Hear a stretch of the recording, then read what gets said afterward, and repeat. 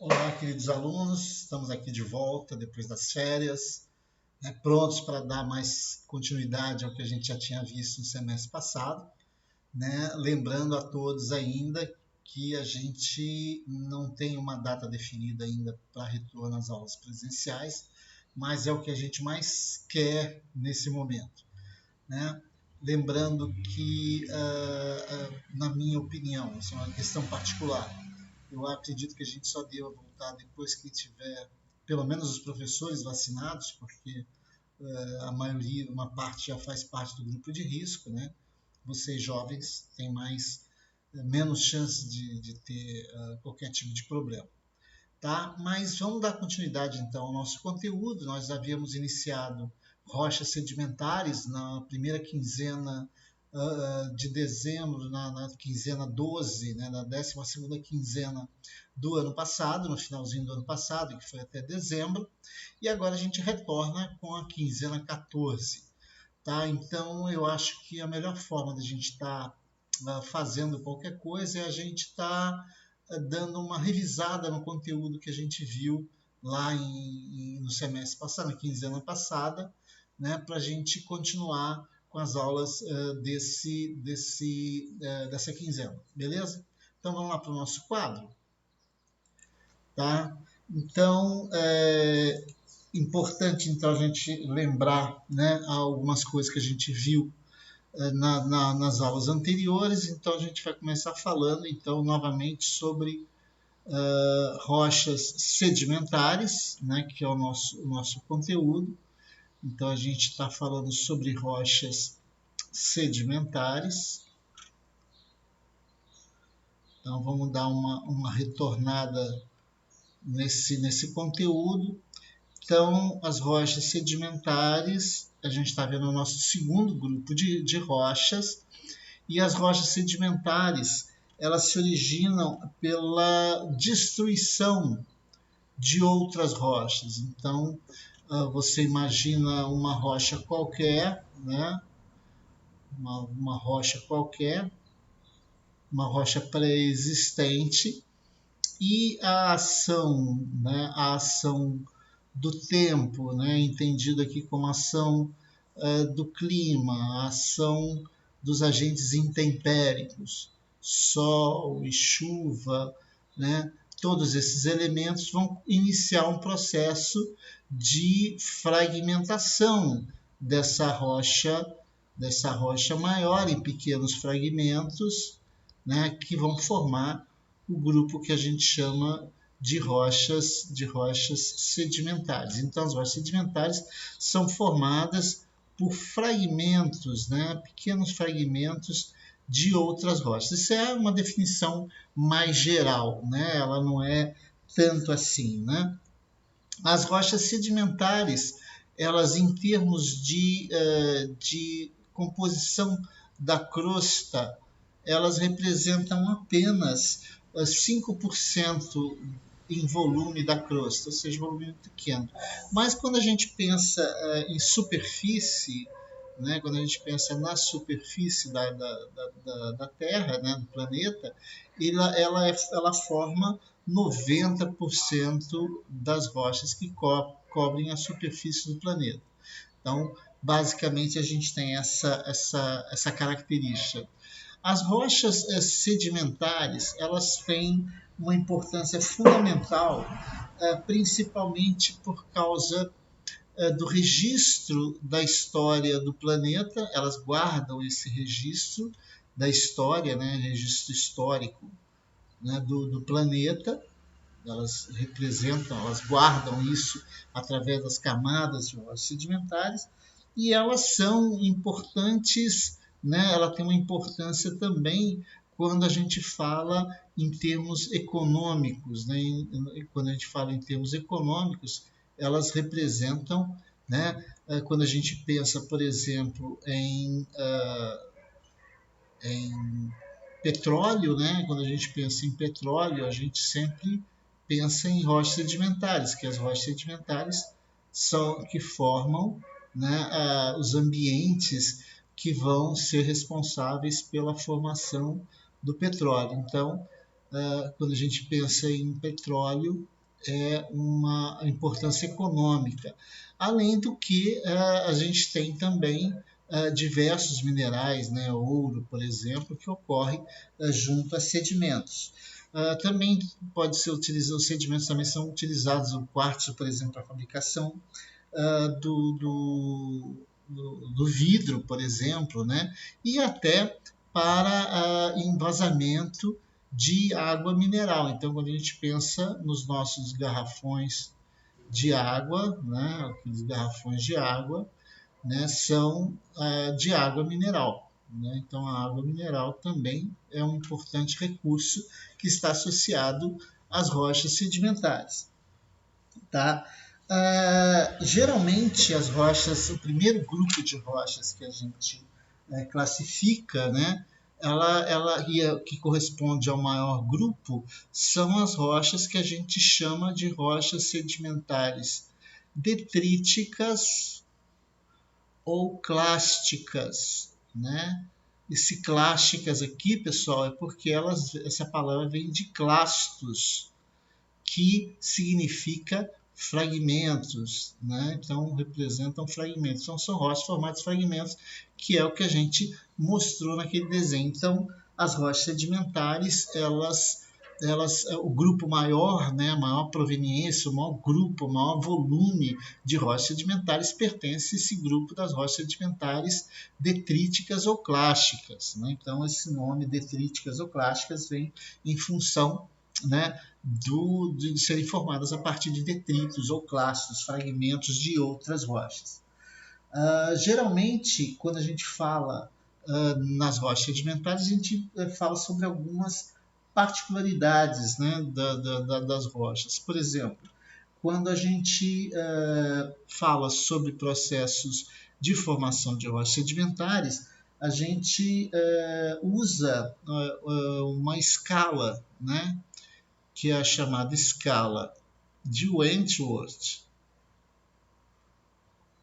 que é uma classificação baseada no tamanho do fragmento, ou seja, no seu diâmetro. Então, o diâmetro do fragmento é que vai determinar, né, a classificação básica dessas rochas sedimentares clássicas. Então, quando a gente fala no diâmetro, a gente tem um grupo maior que a gente chama, que é o grupo do cascalho. Então, vamos imaginar os fragmentos que tenham, né, um diâmetro maior, né, vamos colocar aqui um diâmetro maior do que 2 milímetros. Então, se você tiver qualquer fragmento acima de 2 milímetros, para cima você tem o grupo do cascalho, né? E dentro desse grupo do cascalho, você tem o matacão, você tem os blocos, você tem os seixos, né? Você tem os grânulos. Então, todos esses pertencem ao grupo do cascalho. Né? Diminuiu um pouco o tamanho da partícula, né? Do tamanho do fragmento, né? De 2 milímetros para baixo, de 2 milímetros, vamos colocar aqui, de 2 milímetros até, né, 0,062 milímetros, você tem a areia. E a areia você também tem uma classificação. Você tem areia muito grossa, até, né, passando por areia grossa, média, fina e muito fina, tá? Você tem o grupo da areia. E você tem a partícula menorzinha um pouco, que vai de 0,062 milímetros até 0,002 milímetros, que você tem o silt. E o silt também você tem desde o silt mais grosso até, você tem o grosso, você tem o médio, fino e o muito fino. Tá? Então você tem as partículas que estão nesse grupo do silt, são as partículas que medem de 0,002, de 0,062 até 0,002. E tudo que for menor do que 0,002 0,002 milímetros, você tem a argila. Então, essa classificação, né, que a gente está utilizando é uma classificação baseada no tamanho, baseada no que a gente chama de que seria, né, o diâmetro das partículas. Quanto à forma, né, uma característica interessante dos minerais, desses fragmentos, é que você pode, né, separá-los, por exemplo, em relação à forma do grão, é uma outra forma de classificar, né? Você pode classificar também em função do seu grau de arredondamento e também em função da sua esfericidade. Tá? Então, com relação à forma, quanto a relação ao grau de arredondamento e o seu grau de esfericidade, então a forma vai desde formas mais, vamos dizer, angulosas, né, até formas mais compactas, mais achatadas ou alongadas, o arredondamento que mais se aproxima de um círculo e esfericidade que mais se aproxima de uma esfera. De uma forma geral, a gente pode dividir, né, em 3 grupos aqui, por exemplo, que eu vou chamar aqui de compacto. Então você tem, no caso, se o grão é anguloso, né, se ele está anguloso, ele tem uma proximidade com um cubo. Né? E se você tem um grão mais arredondado, ele tem uma ideia de esfera. Quanto você tem mais achatado, você tem aí, então, né, 2 dimensões iguais de uma dimensão diferente.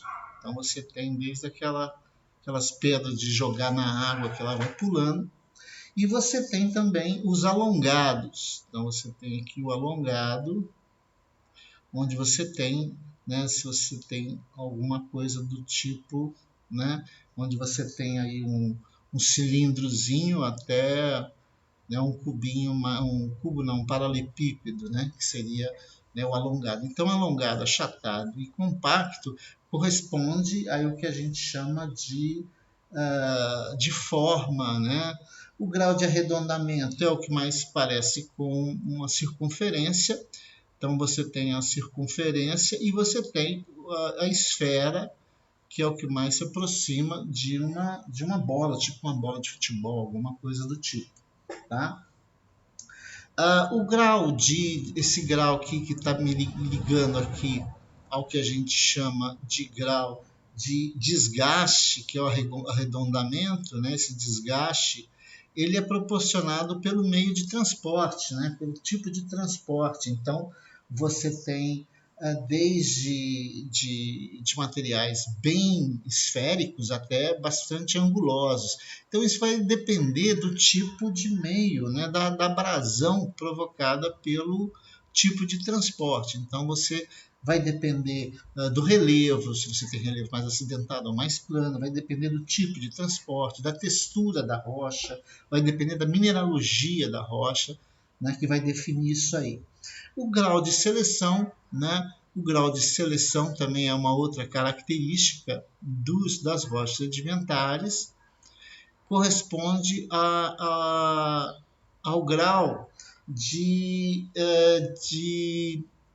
concentração, vamos dizer assim, do tamanho dos grãos. Então, se você pega um sedimento, uma porção de um sedimento em que os grãos são quase todos do mesmo tamanho, a gente fala que isso aí é um sedimento bem selecionado. Se você pega, né, um sedimento onde você tem uma variação de graus, de tamanhos de partículas muito grandes, você tem um mal selecionado. E isso vai variar em função do tipo de transporte, né, da velocidade desse transporte. E você tem aqui entre o bem e o mal, você tem moderadamente, né, ou bem selecionado, ou moderadamente selecionado, tá? Ou muito bem selecionado. Então, se você tem um tamanho predominante de um tamanho só, você tem um sedimento bem selecionado. Se você tem uma variedade muito grande de de material, de tamanhos variados, você tem um sedimento mal selecionado. Se você pensar, por exemplo, um sedimento transportado pelo vento, uma duna, por exemplo, você chegar na duna, você vai verificar que a duna que foi transportada pelo vento, né, ela vai ter um tamanho de partícula muito igual, quase tudo do mesmo tamanho, porque o vento ele seleciona muito. Agora, se você tiver, por exemplo, né, um iceberg, e você tem nesse iceberg diversos tamanhos de partículas que foram, né, captadas por esse gelo, quando esse gelo derreter, ele vai depositar esse material tudo junto de vários tamanhos. Então, a gente consegue, inclusive, definir, né, qual tipo de transporte que foi responsável por aquela concentração de material. Então, a gente falou sobre esses fatores ligados às rochas sedimentares. Então, nós vimos que as rochas sedimentares têm sua importância tanto para o registro histórico da Terra, mas também como importância econômica em virtude dos materiais que estão associados às rochas sedimentares. Nós vimos que as rochas sedimentares, a maioria delas são classificadas como rochas sedimentares detríticas ou clásticas, porque elas são formadas de detritos de outras rochas, e que elas podem ser classificadas em função do tamanho, né? Cascalho, areia, silt e argila. Tá? E ela apresenta algumas características que estão ligadas à sua textura, né? à sua esfericidade, seu grau de arredondamento, a sua forma, o seu grau de seleção. Então, isso tudo são informações importantes na hora de caracterizar uma rocha sedimentar. Tá? Na próxima aula, a gente vai falar um pouquinho mais sobre rochas sedimentares, falar mais uma característica dela que a gente viu na aula passada, que a gente só está relembrando nessa aula inicial. Beleza? Então, vamos voltar lá para o nosso quadro. Então, pessoal, essa aula inicial a gente falou só sobre coisas que a gente já viu no semestre passado. Isso é só para a gente fazer uma revisãozinha, a gente passou essas férias aí, a gente tentou não pensar em escola, pensar para a nossa saúde mental, a gente tentou deixar um pouco a escola de lado. Então, agora, acho que nesse retorno é importante a gente estar relembrando coisas que a gente viu no semestre passado. Beleza? Até a próxima aula, galera.